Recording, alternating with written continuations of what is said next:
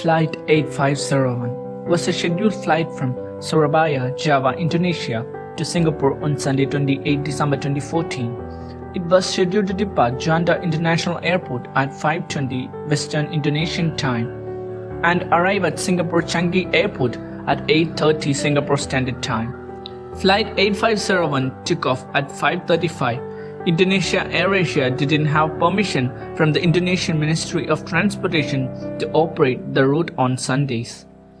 After departure, Flight 8501 was in contact with the Jakarta Area Control Center, which provides air traffic control service over the Western Java Sea and flying along air route M635.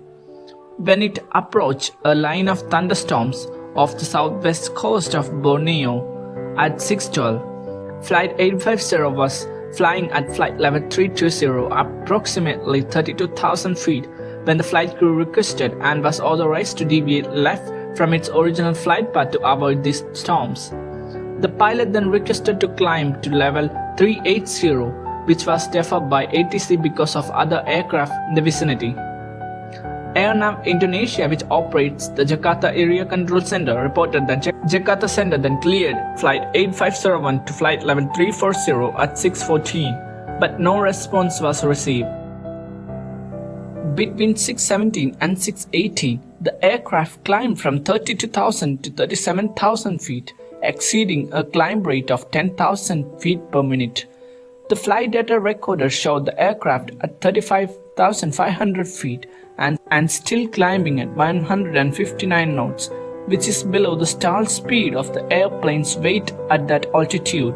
The Indonesian Minister of Transport interpreted the apparent aircraft behavior at peak altitude as an aerodynamic stall when it began to descend at 6:17, descending to 1,000 feet within 6 seconds and 8,000 feet within 31 seconds.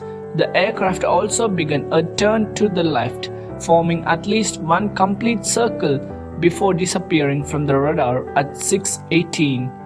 Its last recorded position was over the Java Sea. The aircraft crashed in the Java Sea, Karimata Strait between the islands of Belitung and Borneo. Cockpit voice recorder captured multiple warnings, including a stall warning sounding in the cockpit during the final minutes of the flight. No distress signal was sent from the aircraft. Search and rescue operations were activated by the Indonesian National Search and Rescue Agency from the Pangkal Pinang office.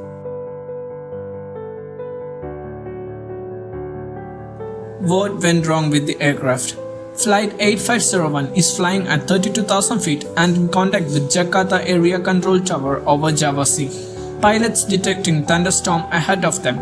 Captain asking to anti-ice. Co-pilot switching on anti-ice. The anti-icing systems used by pilots when the aircraft enters icing conditions to prevent the formation of ice on the wings. The captain instructing the flight attendants to prepare the cabin for turbulence. Pilots contacting Jakarta Tower and want to climb to 38,000 feet to avoid thunderstorm. But before they could contact, a warning sound appearing on the deck. The first officer telling to perform ECAM action. ECAM, that is Electronic Centralized Aircraft Monitor, gives the pilot instruction on how to fix the problem. As per ECAM, they have to restart planes to flight augmentation computers. Captain following the procedures and the warning disappeared. Moments later, the warning appeared again. Captain doing the same ECAM instructions and the warning disappeared. After this, captain contacting and asking for a higher flight level. ATC cleared to climb to 34,000 feet, and the third time the warning sound appeared for the same reason. As per the command of first officer, captain going for ECAM action by rebooting flight augmentation computer. From this point, Jakarta ATC hasn't heard back from the flight 8501. And again the warning sound appeared for the fourth time. First officer instructed the captain to go for ECAM action again, but the captain said, "No, I've got a better idea." Captain then disabled two of the aircraft circuit brake and the warnings disappeared. Suddenly, Flight 8501 started to roll sharply to the left. Captain tried to level the aircraft and the first officer tried to turn the aircraft hardly to the right. As a result, aircraft turned sharply to the right and again to the left. And then it started climbing suddenly. The rate of climbing was 6,000 feet per minute. And the aircraft climbed from 32,000 feet to 37,000 feet in less than a minute. Without any reason, the flight started dropping. Captain tried to pull up, but all in vain. Investigators later found that the ECAM action actually telling the pilots that the RLTU was malfunctioning. The pilots did respond properly by resetting the system for the first 3 times, but on the 4th time, the captain, who ignored the procedure advised by the ECAM instruction and instead left his seat and reset the circuit breaks of the entire flight augmentation computer.